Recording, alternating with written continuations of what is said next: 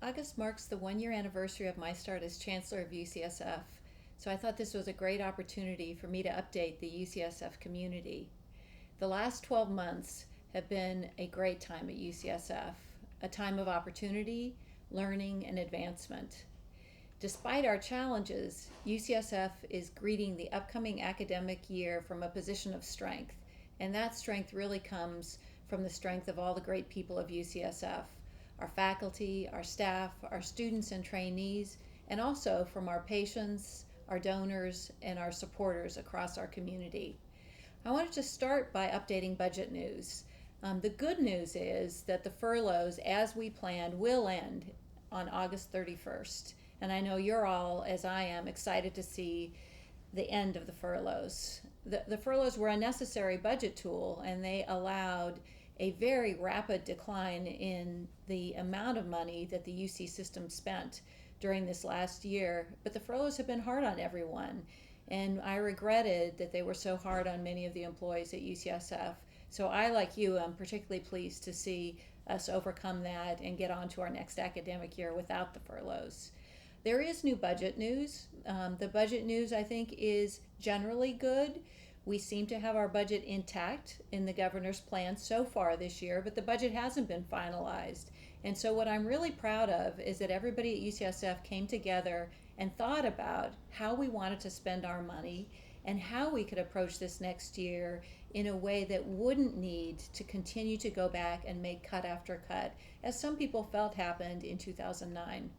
So I wanted to particularly thank all the many, many employees at UCSF, whether you're faculty member, staff, a student, a trainee, for all of your collective input and hard work to helping us during this budget crisis, and for the hardships that many of you have experienced as a result of the budget challenges.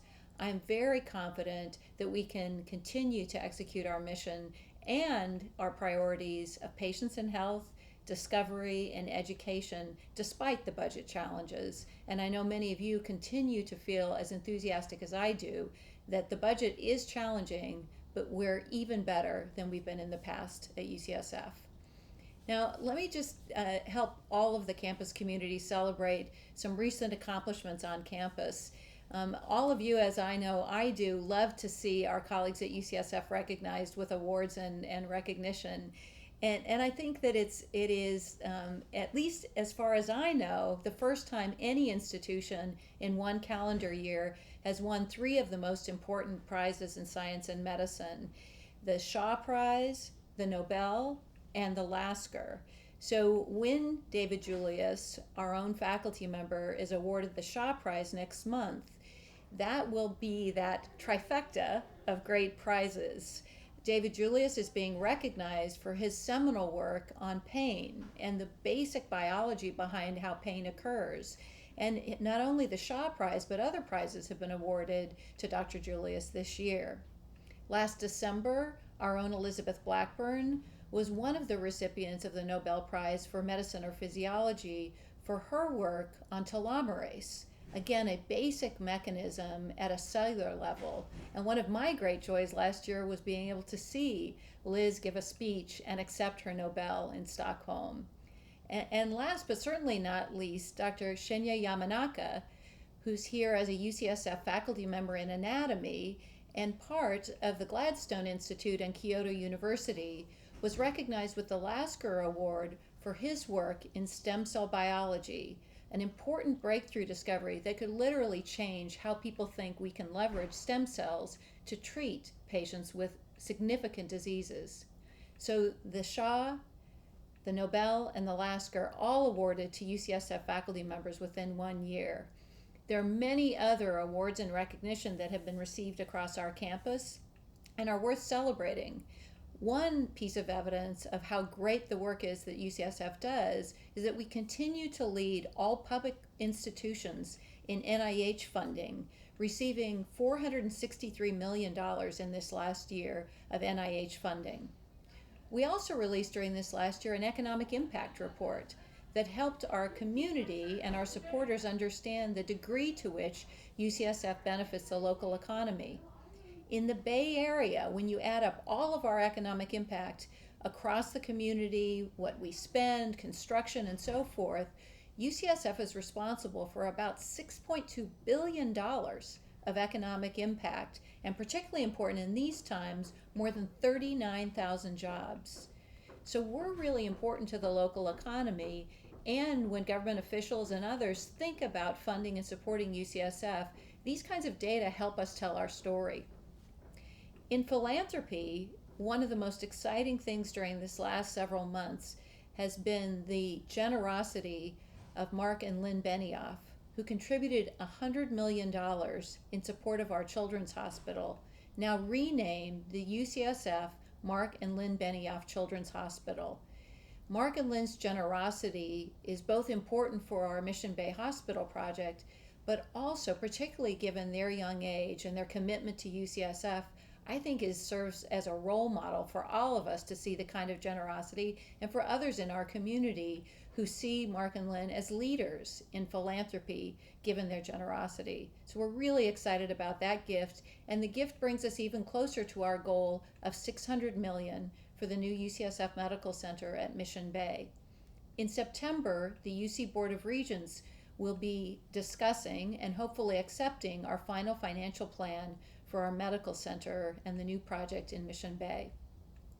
Also, UCSF's Medical Center was for the 10th year in a row named by the U.S. News and World Report as one of the top 10 hospitals in the country.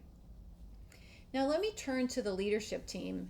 When I started as chancellor, I told all of you how many unfilled positions and how many acting positions were in the chancellor's office, and I made a commitment to you that I would spend most of my time in the first several months focusing on filling these leadership gaps that we had in our senior leadership team. So I'm really happy to summarize this last year by telling you that now Dean Sam Hawgood in our School of Medicine is in place. Jeff Bluestone is our new Executive Vice Chancellor and Provost. I've hired John Plotz as the Head of Finance and Administration. Carol Moss has joined us as Vice Chancellor for University Relations and Alumni Relations.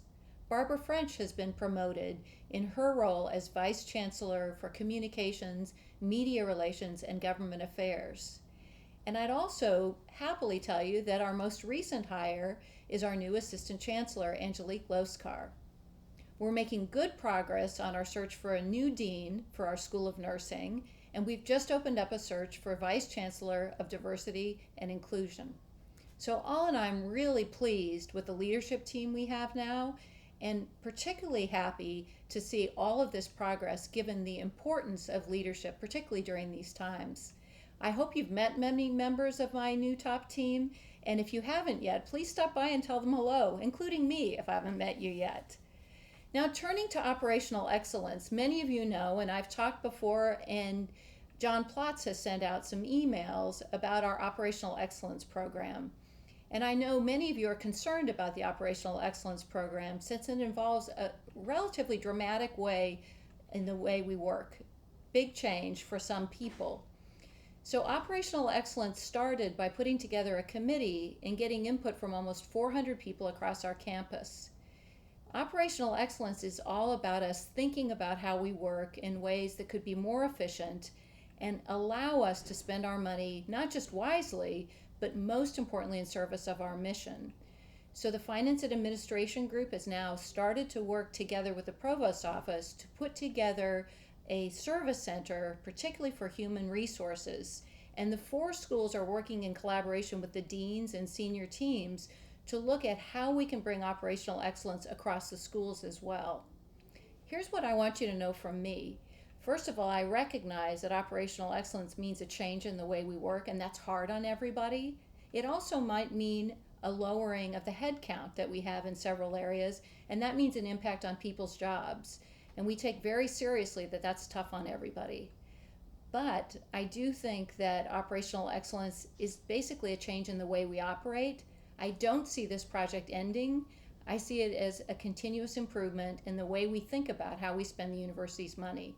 And I want all our money to be spent on patients and health, discovery, and education. And I know all of you share in that with me.